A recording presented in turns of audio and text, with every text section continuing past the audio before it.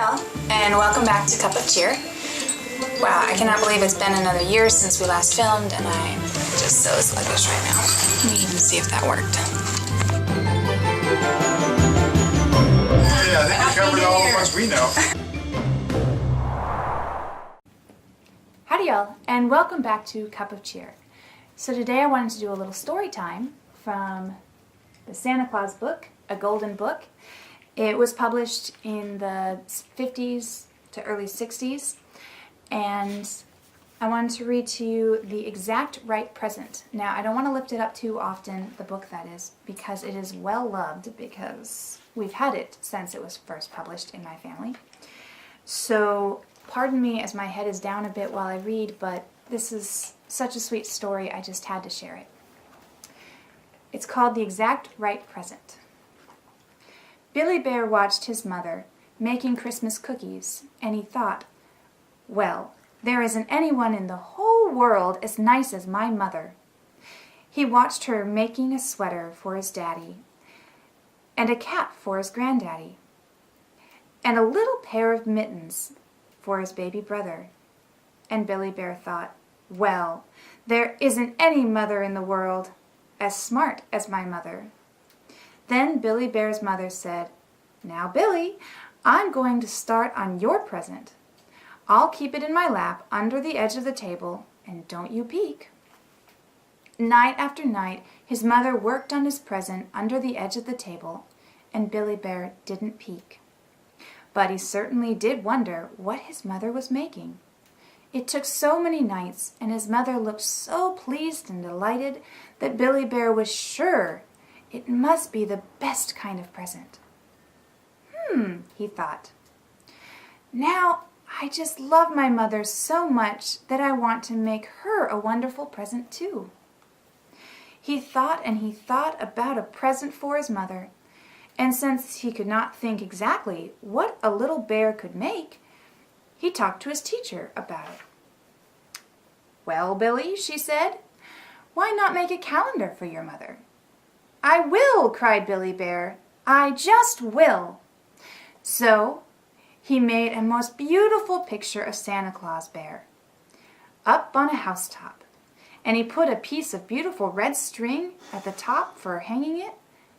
He pasted a beautiful little calendar book on the back of Santa Claus Bear, hardly smearing the paste at all. When that calendar was all finished, it was so beautiful that the teacher threw up her paws. Why, Billy, she said, it's so beautiful that I just think I'll have to put a shining gold star on your report card. Not on my report card, said Billy. Give it to me, and I'll put it on the calendar. And the teacher did, and Billy Bear did. He put that shiny gold star up in the sky of his calendar picture. Then that calendar was so beautiful that the little bear was sure he could not wait for Christmas to come. But wait he did. What else was there to do? And at last Christmas did come. There was lots of Christmas excitement, and a tall tree with candles and cookies all over it. And there were presents, and presents, and presents for everyone. When Mrs. Bear gave Mr. Bear his sweater, he gave her a magnificent necklace made out of walnut shells. Then she gave Granddaddy Bear his cap, and he gave her the most elegant fat jar of honey with the word honey written on it in red sealing wax. When Mrs. Bear gave the baby bear his mittens, that little baby bear gave her the finest bracelet of walnut shells. I made it, whispered I made it, whispered Mr. Bear, because the baby bear was too little. Well, well, smiled Mrs. Bear, happy as could be. Then she gave Billy Bear his present, and it was a cowboy suit, a real cowboy suit that she had made under the edge of the table. Just love these pictures. "Oh," cried Billy Bear, "oh, it is the most wonderful present ever."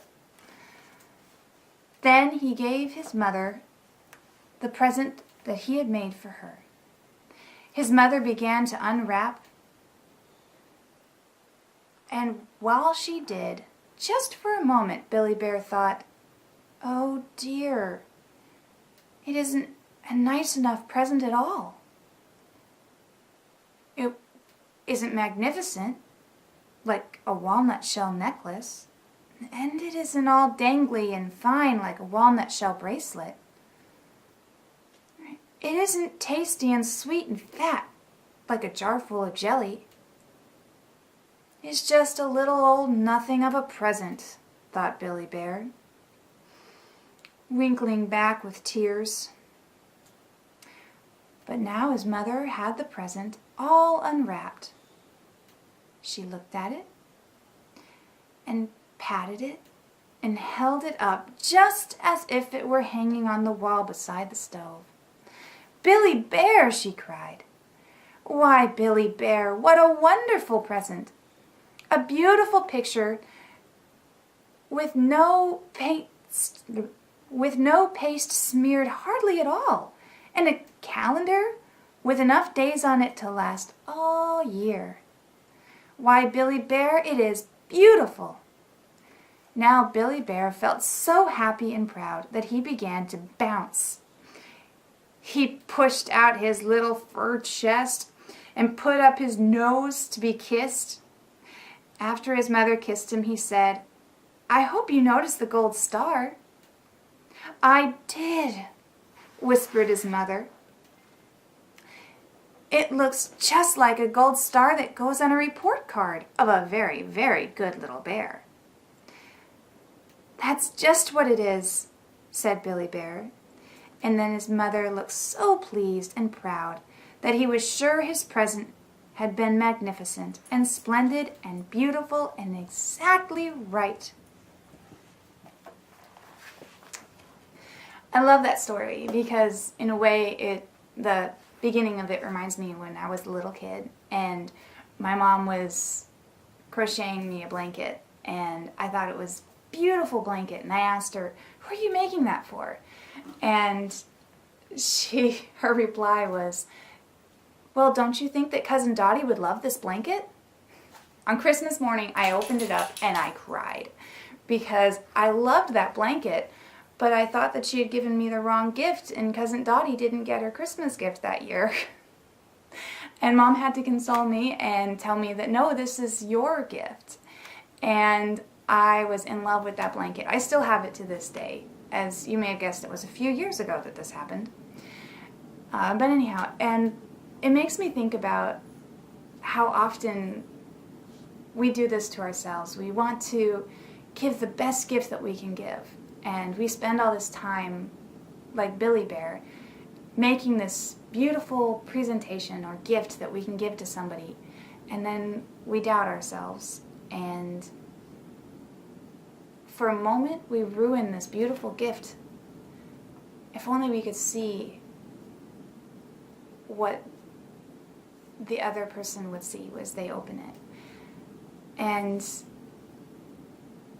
I don't know if that made a whole lot of sense, but what I mean is when we are giving the best of ourselves, it is the most beautiful gift that we could give. It doesn't matter if it's a shell necklace or like one year I made one of those mats that go on a desk out of construction paper. Just one long sheet of construction paper and 4 corners. And I think it's done something like World's Greatest Dad on it. But he loved it. It was cheesy and silly, but my dad loved it. And it wasn't because of how much money I spent, but it was because of the heart that was behind it. And that's what's important, especially at Christmas time, is truly not how much money we spend on the most expensive or most high-tech or newest device that we can get for the one we love, but it's the love that we give. That's what counts. So I hope you enjoy the story as much as I did. From me and mine, to you and yours, I hope you have a very Merry Christmas and a cup of good cheer.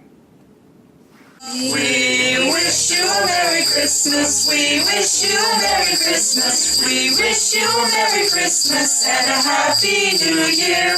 Good tidings we bring to you and your kin, good tidings for Christmas and a Happy New Year. Merry Christmas, everyone! Mwah! Jag vill tacka Sweet Mosich. How do you say Merry Christmas? Juklang Yasin. All right. Feliz Navidad. Yeah, I think